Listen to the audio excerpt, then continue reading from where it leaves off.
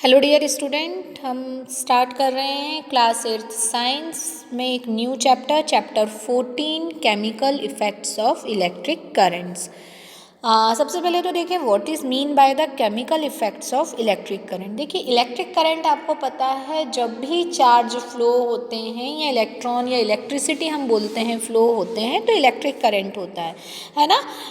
अगर हम electric current देखें तो फ्लो ऑफ इलेक्ट्रॉन्स है ना, तो जब भी फ्लो होते हैं तो वो इलेक्ट्रिक करंट होता है और उसका केमिकली क्या इफ़ेक्ट होता है, मतलब केमिकल कौन कौन से चेंजेस होते हैं। फॉर एग्जांपल हम इलेक्ट्रिक करंट पास करके वाटर जो है उसमें सॉल्ट का आयनाइजेशन करा सकते हैं, है ना। हम इसमें अभी और देखेंगे गैल्वेनाइजेशन होता है। इस तरह से अलग अलग तरह से मेथड्स जो हैं या अलग अलग यूज़ जो हैं इलेक्ट्रिक करंट के केमिकल रिएक्शंस के थ्रू किए जाते हैं। तो इस चैप्टर में हम ये देखेंगे your elders might have questions you against touching an electrical appliances with wet hands. आपने घर पे ध्यान दिया होगा और अब आपको भी पता होगा, जब आप थोड़े छोटे थे तो घर में आपको ये बार बार इंस्ट्रक्ट किया जाता था कि कभी भी गीले हाथों से इलेक्ट्रिक अप्लायंसेस को, इलेक्ट्रिक स्विचेस को टच नहीं करना चाहिए। But do you know why it is dangerous to touch an electrical appliances with wet hands. But क्या आप जानते हैं ऐसा क्यों बोला जाता था, ये खतरनाक क्यों है, क्यों ये बार बार कहा जाता था। We have learned earlier that the materials which allow electric current to pass through them are good conductors of electricity.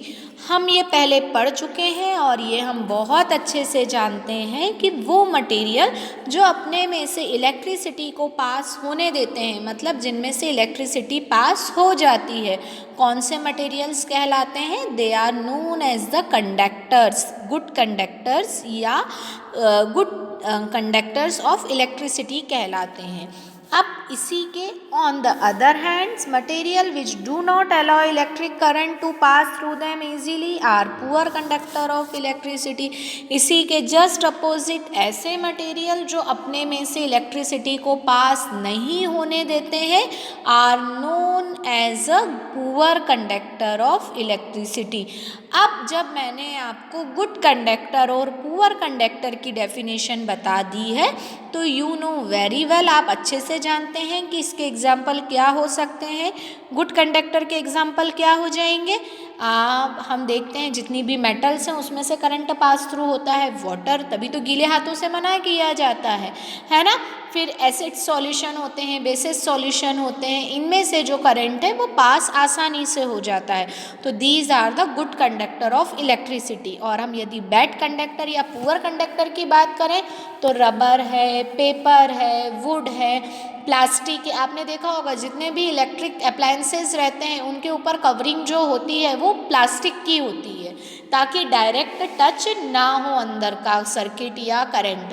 फिर उसके बाद स्विचेस जो होते हैं वो प्लास्टिक के बने हुए होते हैं। क्यों? क्योंकि प्लास्टिक जो है इज़ अ पुअर कंडक्टर, उसमें से इलेक्ट्रिसिटी पास नहीं हो पाती है। In class 6th, we made a tester to test whether a particular material allows the electric current to pass through it or not. Do you recall how the tester help us to deciding that? आपने यदि class 6 का याद है आपको तो आपको याद होगा कि एक टेस्टर बनाया था और उस टेस्टर के थ्रू जो है वो ये पता लगता है कि इलेक्ट्रिसिटी पास हो रही है या नहीं। उसमें पीछे लाइट जलती है, टच करो आप और अगर इलेक्ट्रिसिटी प्रेजेंट है तो पीछे क्या होने लगती है, लाइट जलने लगती है ना। We found that metals such as copper and aluminium conduct electricity, whereas materials such as rubber, plastic and would do not conduct electricity. इसी तरह मैंने अभी आपको बताया जो मेटल्स होती हैं, एल्यूमिनियम है, गोल्ड है, सिल्वर है ना, कॉपर है, ये जो है वो गुड कंडक्टर हैं और रबर, प्लास्टिक, वुड जो है वो इलेक्ट्रिसिटी पास थ्रू नहीं करते हैं। However so for we has use our tester to test materials which are good solid state, है ना। But what about liquid, do you or liquid also conduct electricity, let us found us. अब देखिए हमने solid state में तो देख लिया electricity conduct हो रही है या नहीं, बट लिक्विड स्टेट के लिए क्या, तो कुछ आपको आगे बताया गया है कि किस तरह से आप लिक्विड स्टेट में ये टेस्टिंग कर सकते हैं कि इलेक्ट्रिसिटी पास हो रही है या नहीं।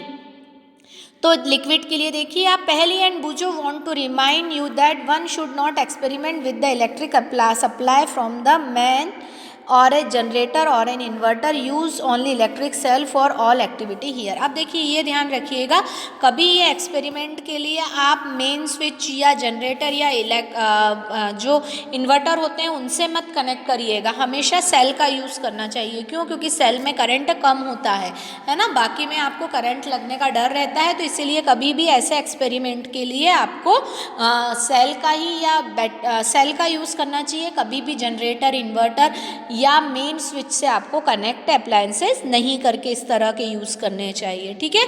अब इसके बाद जो है डू लिक्विड कंडक्ट इलेक्ट्रिसिटी, ये हम नेक्स्ट वीडियो में देखेंगे। आप ये वीडियो ध्यान से देखिए, कोई भी डाउट, कोई भी प्रॉब्लम होने पर आप मुझसे पूछ सकते हैं। आपको हमारे वीडियोस पसंद आ रहे हैं तो हमारे चैनल ब्रजेश बागड़ी को सब्सक्राइब करिए, साथ ही साथ हमारे वीडियो को शेयर करिए एवं बेल आइकॉन प्रेस करिए ताकि आपको लेटेस्ट वीडियो की अपडेट मिलती रहे। Keep study, keep watching, thank you so much.